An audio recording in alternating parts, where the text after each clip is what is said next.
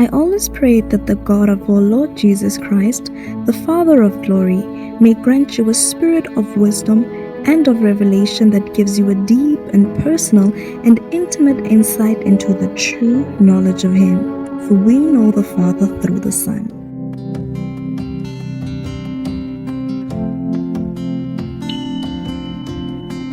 It's a brand new day. Welcome to Joy Feed.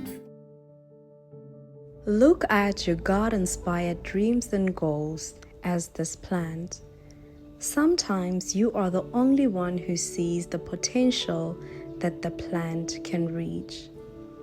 Because you are the carrier of that dream, that goal.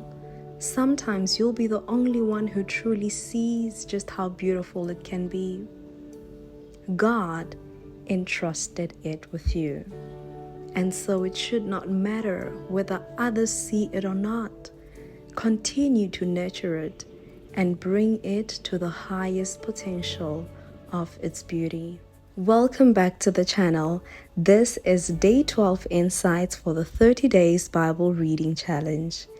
As I read through the book of Nehemiah, I could not help but just be inspired by the courage and determination that Nehemiah had to see the walls of Jerusalem rebuilt after they had been destroyed by the Babylonians and the city was left vulnerable. This is something that I've meditated on for such a long time, but it still hit me like I was seeing it for the first time. The desire that Nehemiah had to see the walls of Jerusalem rebuilt was God-inspired. And although it was a good and a God thing, he was not exempted from opposition. He faced great challenges and opposition in every way possible, both from the people that he led in this righteous cause and, of course, the enemies. He was ridiculed, he was threatened, he was discouraged, he was told it wasn't possible. But the man persisted, and the walls were finally rebuilt.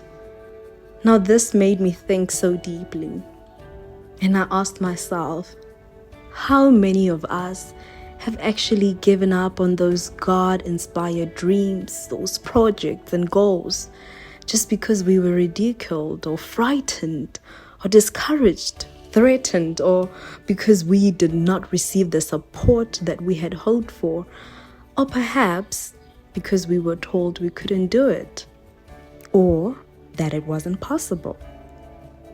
Now, I want to say this to you.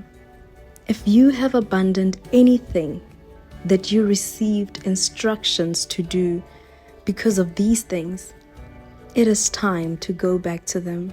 You are the one that God gave the vision to. You are the one that God gave the dream to. And sometimes people might not always see it as God has shown it to you. So what do? You push through the challenges. You push through the opposition and you lean on God and allow Him to be your ever-present help as you embark on this journey of rebuilding the walls of Jerusalem in your life. It is possible and it can be done. And you were chosen, handpicked by God for it.